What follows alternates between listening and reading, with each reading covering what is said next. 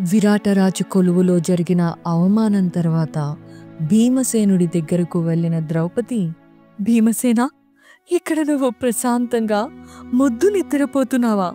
లే, నాకు పరమశత్రువు మహాపాపాత్ముడైన ఆ సేనాపతి నన్ను కాలితో తన్ని ఇంకా బ్రతికే ఉన్నాడు. ఈ విషయం తెలిసి నువ్వింత నిశ్చింతగా ఎలా నిద్రపోతున్నావు? ద్రౌపది కళ్ళల్లో నీళ్లు తిరుగుతున్నాయి. వీరులు సూర్యులు అయిన పంచ పాండవులని భర్తలుగా పొందిన స్త్రీ శోకం లేనిది ఎలా అవుతుంది భీమా? నా దుఃఖానికి కారణాలు తెలిసి కూడా నువ్వు నన్ను ఎలా అడగగలుగుతున్నావు? ఆ రోజున ప్రాతికామి నన్ను దుర్యోధనుడికి దాసి అంటూ నిండు కొలువులోకి ఈడ్చుకురావటం అప్పుడే మర్చిపోయావా? అలాంటి అవమానాన్ని భరించి బ్రతికి ఉన్న రాజకన్యను ఈ లోకంలో నేను తప్ప ఇంకెవరైనా ఉంటారా?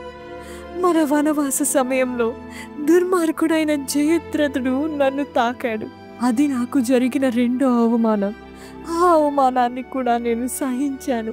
ఈసారి ఇక్కడ విరాటరాజు కళ్ళ ఎదురుగానే మళ్ళీ దుర్మార్గుడైన కీచకుడి చేత అవమానం పొందాను. ఇలా మాటి మాటికి అవమానాల్ని, దుఃఖాన్ని అనుభవిస్తున్నానంటే నా వంటిది కాక ఇంకా ఏ స్త్రీ ప్రాణాలతో బ్రతికి ఉంటుంది? చెప్పు.